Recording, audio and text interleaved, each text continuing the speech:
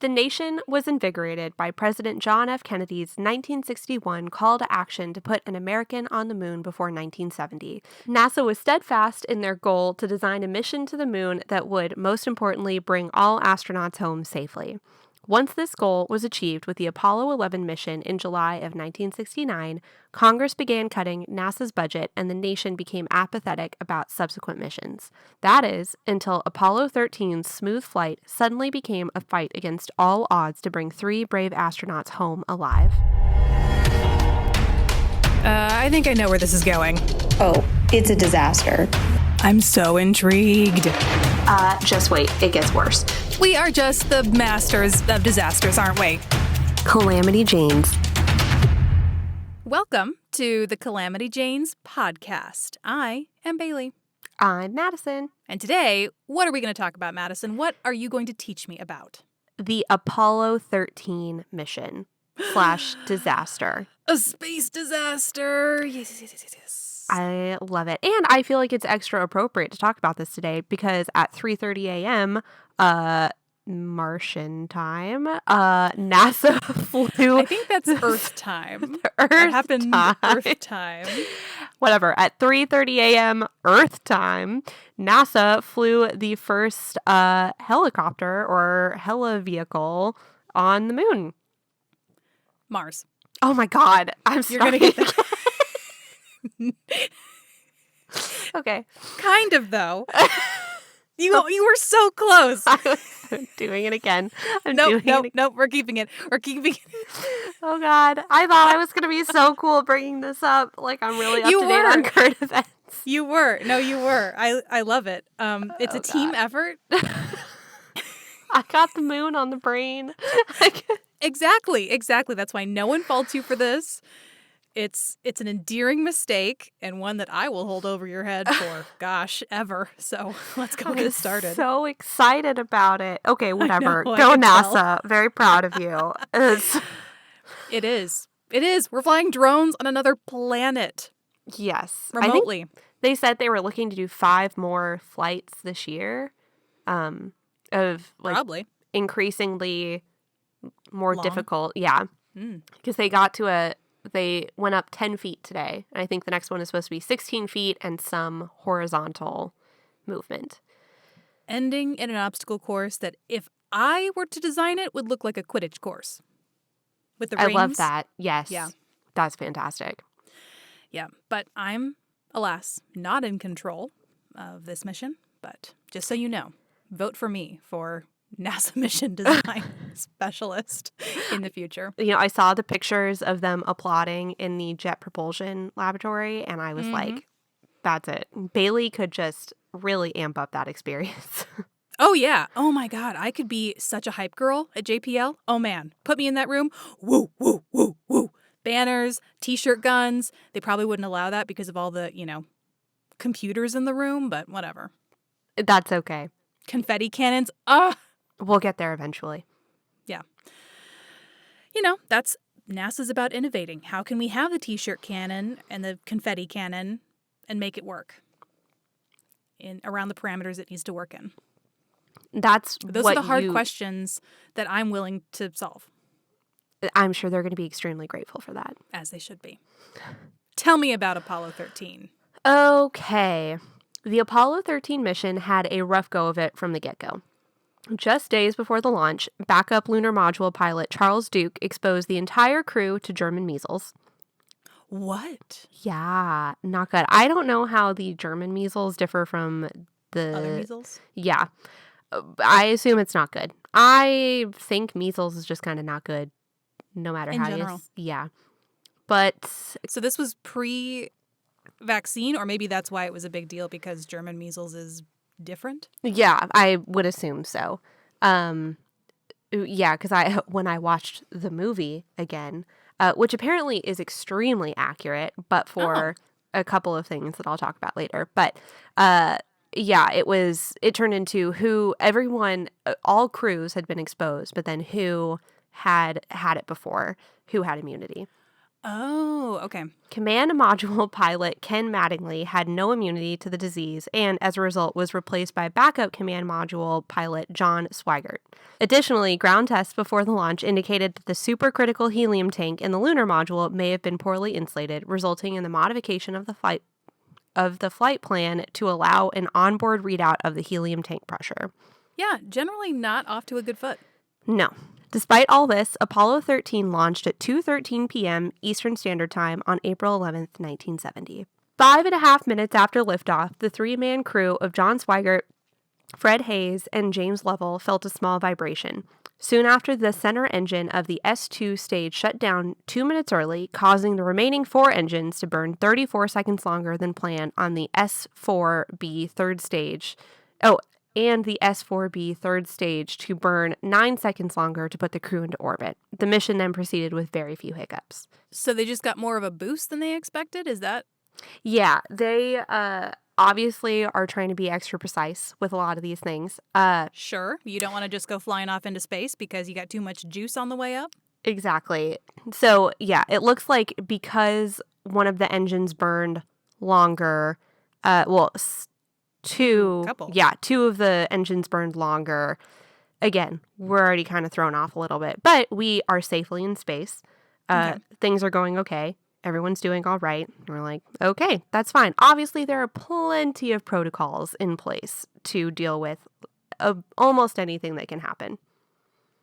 It just astounds me that with all of the jiggling and hubbub they're undoubtedly feeling at the time of liftoff, that they say, oh, but this was a special wiggle that didn't belong. That's exactly what I was thinking. I feel like every time I see movies or video from inside the, not cockpit, command module, I guess, but...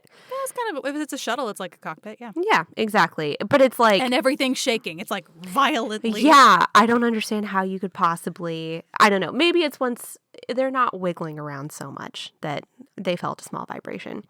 But anyways, here's where the real excitement starts. The disastrous part of our mission. But luckily, this is an I Survived story, so we know. Oh, thank it's goodness. a good ending. Yeah, this is a positive one. Yeah. Nearly 56 hours into their mission and 9 minutes after signing off from a 49-minute TV broadcast, the crew's number 2 oxygen tank blew, taking number 1 with it. Yeah. When you talk about things that are probably the most important for your immediate survival in space, I feel like oxygen would be really up there. Oxygen is it. So 2 tanks gone. How many tanks did they have? Not many. Yeah. I mean, it makes sense. It's weight. You don't want to take that much excess weight up with you because that's more fuel, more money. Exactly. And a quick note about this TV broadcast. So after the success of our first moon landing, people just did not care about this anymore. Which is so strange. I know. I agree. I still get jazzed when we launch anything into space. And like that helicopter they just launched on the moon. Oh, God. You're never going to let me forget it. I was trying Literally never. You know what? It's fine. It's fine. So this was something that was similar in the movies as it was in real life. So no one cared about this broadcast. In fact, people in the control center on the ground or in ground control were watching a basketball game that was on. No. Yeah. I mean, obviously they were doing their jobs. But as far as like this broadcast, which was just supposed to be like a fun look at what we do in space sort of thing, no one was really paying attention to it. So it just goes to show. And they say we have short attention spans. Like Exactly. Yeah. So, but they did this really long TV broadcast. They were doing their jobs. And the 9 minutes after they signed off, the number 2 tank blew and it took number 1 down with it. So that wasn't broadcast? No, it was right after they ended. So if you back up for a minute, this poor number 2 oxygen tank has been around the block. This tank was previously installed in the service module of Apollo 10, removed for modification, and subsequently damaged. So once it was fixed, in quotation marks, the tank was installed on the Apollo 13 service module. So prior to this mission, the tanks were meant to be emptied roughly half full during a test. So they obviously want to test all of the most important parts of what they're sending up there before. So during the test, they're meant to empty these tanks to roughly half full. When this test was carried out, number 1 emptied correctly, but number 2 only dropped to 92%. And attempts to expel the liquid oxygen were unsuccessful. So what they then tried to do was just to kind of take it all out. They were like, all right, let's just start again with the oxygen here. So their attempts to expel the liquid oxygen were unsuccessful, and eventually attempts were made to boil off the remaining oxygen in tank number 2. Those attempts were successful, but a component replacement was overlooked during design modification, and the heating element of the tank was damaged. That doesn't sound good. No, it's not. And I was reading an article that goes way more in depth about exactly how this was damaged, and I'm not sure how impactful that discussion would really be here exactly, but what I saw was the temperature inside the tank is never supposed to get over like 80 degrees or Fahrenheit, and it reached up to... Yeah, because oxygen is like really volatile. And liquid oxygen is super volatile. Exactly. And I think if what I'm looking at here is correct, the temperature inside the tank rose to 1,000 degrees Fahrenheit. And so it damaged insulation on the wiring inside the tank and essentially created a small bomb in this tank. I'm shocked it wasn't a bigger bomb. Yeah, exactly. What happened here could have just been so much worse. Well, yeah, because it's attached to a ship. Like, what kind of damage did it then do to their little capsule? Well, we're getting there. So now we're back. We know tank number 2's origin story. So number 2 blows, causing number 1 to fail, and taking the command module's supply of electricity, light, and water. All of it. They have none of it. Yeah. So this combined with a sharp bang and vibration prompted Swigert to utter the famous line, "Houston, we've had a problem here." Which, again, is not Houston, we have a problem. Houston, we have a problem. Interesting. Yes, that was one of the ways that the movie differed slightly from real life. I mean, I feel like of all of the things, it's still pretty darn close. But yes, so there's that. But I feel like that's actually something a lot of people are starting to know, is that the real line was slightly different. Would not have known if you hadn't told me. Oh, okay. Well, here we are, educating the masses. Warning lights indicated that 2 of the 3 fuel cells were lost, 1 oxygen tank was completely empty, and the remaining tank was fading fast. Imminent disaster was confirmed when Lovell's observation of a gas venting out of the module was confirmed by ground control to be oxygen quickly venting into space. Like the oxygen they had left, is that coming from inside the capsule or one of the tanks? I think it's from the tank. I think it's leaking. Gotcha. Yeah. That would make sense because I don't think they would live long if there was like a crack in the capsule. Yeah, I don't think so. I think the vacuum of space would have quickly made that crack much, much bigger. Yes, this would have gone very differently. Exactly. But how devastating to watch your oxygen, like you can literally deplete. See it being vented right outside. Good thing they train them because if you ask me right now, my mental state to deal with it, I mean, it could break me. I don't know how you would stay cool under those circumstances. I don't either. And that is apparently another way that the movie differs. Obviously, in the movie, things are very dramatic. Tensions are a little high. Apparently, none of that happened. Obviously, everyone was very nervous, but they were laser focused on making sure that they were doing things correctly. But, so, again, you can see why they would have taken some artistic license with that in the movie, but everyone was working together very, very well. Sure, because I'm sure when you hear the black box recording, or whatever the space equivalent, like in planes it's a black box, but whatever that equivalent is in space, it's probably very calm, and they're like, this is not going to sell well in a movie. It does not convey the kind of drama. How will people understand and feel what these men felt when they're not emoting? Exactly. So after that, the crew immediately closed the hatch between the lunar module and the control module to limit losses. Unable to lock the hatch after discovering the leak wasn't within the cabin, the crew strapped the hatch to the control module couch. 1 hour and 29 seconds after the bang, the oxygen tank was slowly reaching zero, and ground control in Houston suggested thinking about the lunar module lifeboat. Can you explain to me what that is, how that works? So you've got a lunar module and a control module. So the lunar module is what they're meant to put onto the moon, the little spidery looking thing, climb out of that, do their little moon dance, and come back in. Love that. Yes. Moon dance. Yeah, it's a fun one. So they're not meant to be doing things in there so much right now. Okay. It's not powered up. It's not equipped to be running in this way. Also, and this is my next point, the lunar module was only built for a 45-hour lifetime, and that now needed to be stretched to 3 hours. And it was also only meant for 2 men, and it needed to accommodate 3 men for twice as long. Oh, that makes sense. You would have someone stay up in the orbiter. Mm-hmm. Oh. Exactly. So the crew at first was likely very disappointed that the moonwalk that they were extremely excited about wasn't going to happen. Then that turned into, oh my God, how do we get home? Yeah, and alive. Yeah, lots of emotions going on right now. So... quick question, and you might address this later. When the blast happened, did it make them veer off course? And if it did they still have their little jets that kind of help them steer where they need to be going? I think I do address that briefly. I'm not sure how off course they got, but they were having to adjust. Okay. Because they obviously were going in for a lunar landing, but now that they have no power, or they're trying to conserve the power that they do have, thrusting, turning anything on, it has to be extremely limited and very precise. Strategic. Yeah. Yeah. So while all of this was going on, ground controllers in Houston had to write completely new procedures that needed to be tested before being executed by the crew. I bet they turned off the basketball game. Yes, I bet they did at the moment. Again, they were all doing their jobs. I just don't think they were watching the fun "This is how we live in space" broadcast.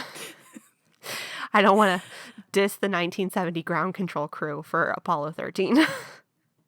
No, of course not. On the other hand, it's, of all the people who should be watching it, I know. Probably you. Just like you, yeah, I agree. Of utmost importance was the lack of navigation. Again, like I said, the lunar module was only built for 45-hour lifetime, needed to be stretched to 90 hours, and accommodate an extra person. As a result, energy consumption was reduced to 1/5 to conserve power. Ooh. Yeah. Water was also a concern. The crew was estimated to run out of water 5 hours before re-entry, and as a result, each crew member cut down their intake to only 6 ounces per day. 6 ounces. Very teeny tiny. Which would make sense. I guess it's better than no water. Yeah, this led the crew to becoming dehydrated and losing nearly 50% more weight than any other crew. They ended their mission with 9% of their total water. How many days was this? That's a really good question. Okay, April 17th. It lasted 6 days. Yeah, they launched. And was that how long it was supposed to last? Or was this the abbreviated time because everything happened? I imagine this was the abbreviated time. Okay. Yeah, they launched on April 11th. They landed April 17th. Okay. You know I don't do well with dates. That's fine. And doing math with dates. Remember the last episode? They're just numbers. I can't do that kind of math in my head. I'm with you. I also hate math of any sort. Well, in addition to water and power, there were fears of carbon dioxide buildup within the module. Lithium, of course, because they're breathing. Yeah, every single breath, they're expelling more carbon dioxide. Lithium hydroxide canisters designed to remove CO2 from the spacecraft in the command module were not compatible with the lunar module. Since you haven't seen the movie, once you watch it, this is a square peg, round hole situation. The canisters designed for the command module, I believe, were square, and they needed to be round in the lunar module. Yes. Literally square peg, round hole. Gotcha. Exactly. This is where in the movie they pour out all the contents onto a table and say, this is what the astronauts have. let's figure out how to do it. And they did. They created... And then there's a montage, and then the uplifting music, the determined yet uplifting music comes on. I love it. I love it. Exactly. I mean, I haven't seen it, so I don't know, but it's just where my mind takes it. I love that. Editorialize all you want. You got it. It makes me feel better. Thank you. It makes me feel better too. So a day and a half into trying to make all of this work, carbon dioxide had built up to dangerous levels. With a hope, a prayer, plastic bags, cardboard, and tape, Mission Control crafted a way to attach the control module canisters to the lunar module. Woo! Sorry, cardboard and tape? You mentioned? Duct tape, specifically. And because of this mission, this is why they always carry duct tape on other missions, subsequent missions. Wow. Okay, let's see what a little duct tape can do. Exactly. So they were able to figure out how to get or remove CO2. They got it back down to acceptable levels, which was very important, obviously. They're conserving their water, conserving power. Now, the biggest problem is, how do you get these kooky kids back to Earth? Yes, because they have a itinerary change, it sounds like. They sure do. The spacecraft was on course for a lunar landing, and they somehow needed to change that to a free return to Earth trajectory. Normally, the crew would use the alignment optical telescope to find a suitable navigational star to align the craft. But because of the explosion that allowed oxygen to be vented out into space, debris from the explosion made it impossible to discern real stars from mobile debris. So, not good. Not good at all. It only gets worse. There is no, but don't worry. Yeah. This happened. The light at the end of the tunnel's there. It just keeps getting worse. Exactly.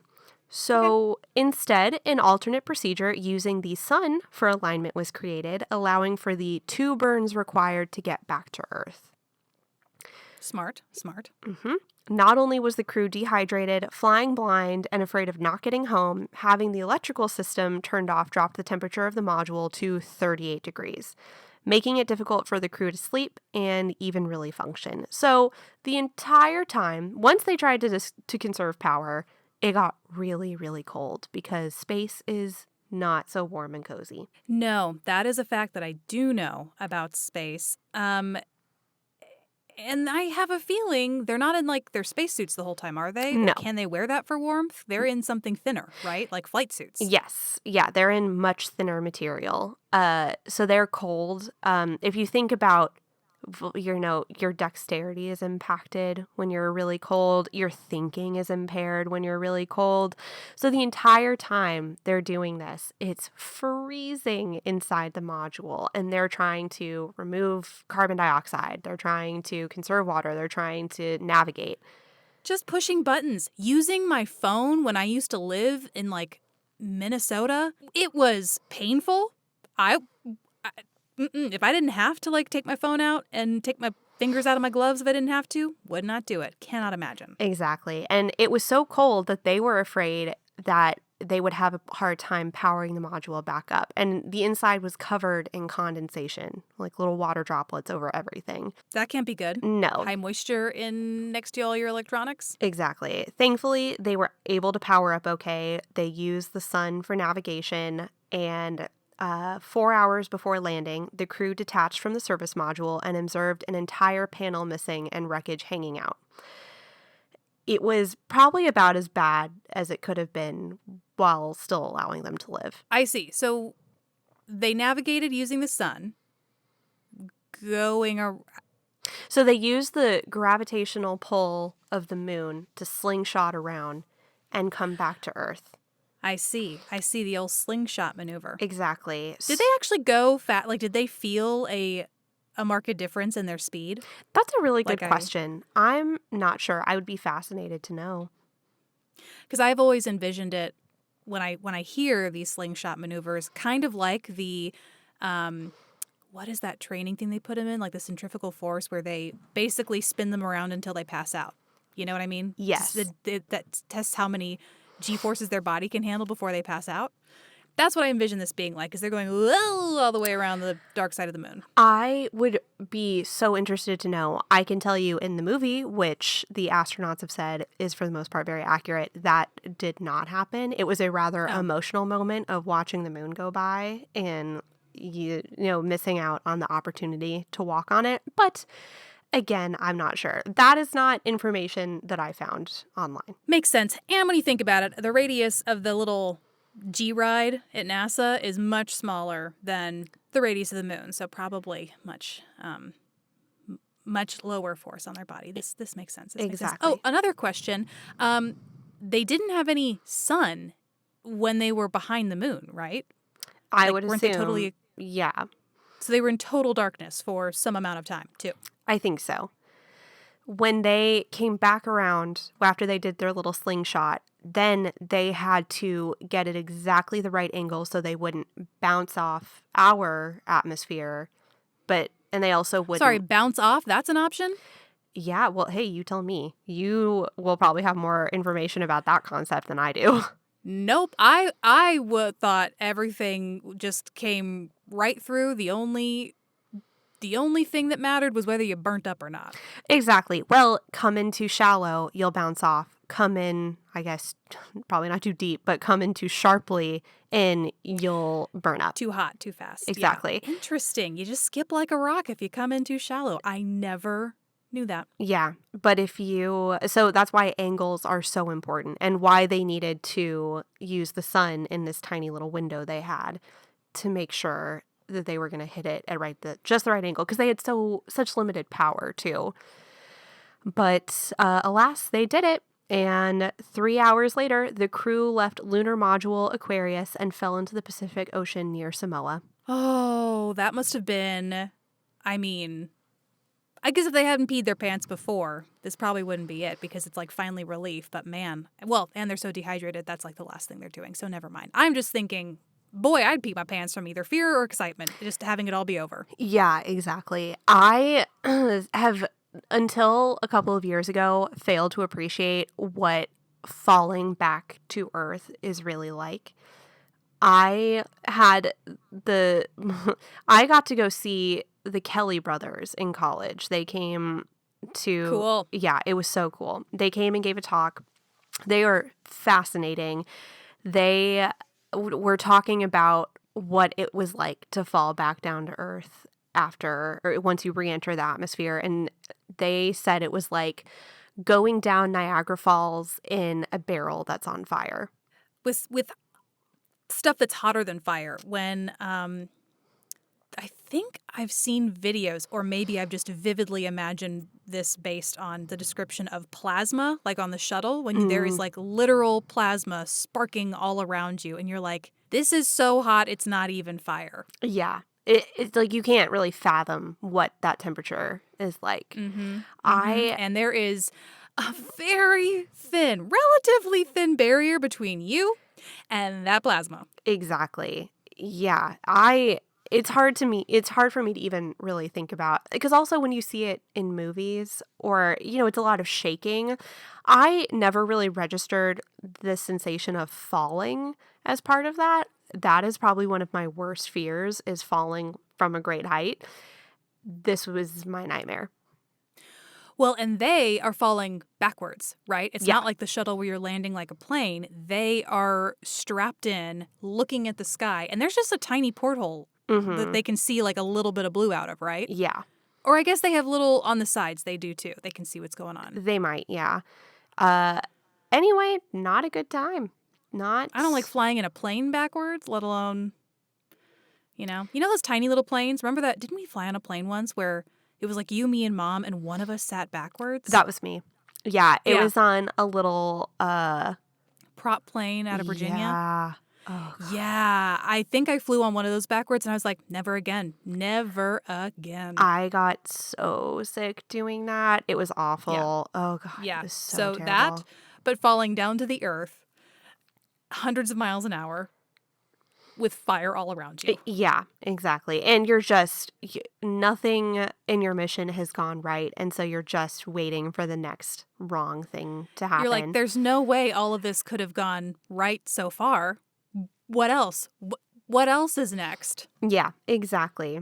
But they did land safely, thankfully, and Yeah, they the did. Apollo 13 mission reinvigorated interest in the space program. That's one Of course it really did. big bonus to come out of this.